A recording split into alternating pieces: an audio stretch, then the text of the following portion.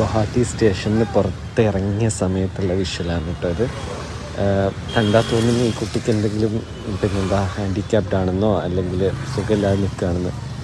Drug അടിച്ചിട്ട് ബോധമില്ലാതെ തിരിഞ്ഞ് നിൽക്കുകയാണ് കാണുന്നത് കേട്ടോ. എൻ്റെ നോർത്ത് ഇന്ത്യൻ യാത്രകളിൽ ഞാൻ ഏറ്റവും കൂടുതൽ ഞെട്ടിയിട്ടുള്ളത് ആചാരങ്ങളും വിശ്വാസങ്ങളും കണ്ടിട്ടല്ല കേട്ടോ.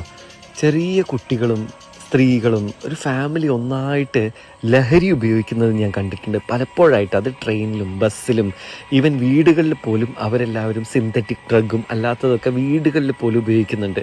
കൊച്ചു കുട്ടികൾ, അതായത് ഈ അമ്മമാരും പെങ്ങന്മാരും ഏട്ടന്മാരും അനിയന്മാരും ഒക്കെയാണ് അവർക്കിത് വെച്ച് നീട്ടി കൊടുക്കുന്നത്. അതായത് എന്താ യൂസ് ചെയ്യുന്നത് പോലും എനിക്കറിയില്ല. ഫെവിക്കോൾ പോലത്തുള്ള ഒരു വസ്തു അത് കവറിലാക്കിയിട്ട് വലിക്കുന്ന ഒരുപാട് പേരെ ബീഹാറിൽ കണ്ടിട്ടുണ്ട്, ജാർഖണ്ഡിൽ കണ്ടിട്ടുണ്ട്, ഛത്തീസ്ഗഡിൽ കണ്ടിട്ടുണ്ട്.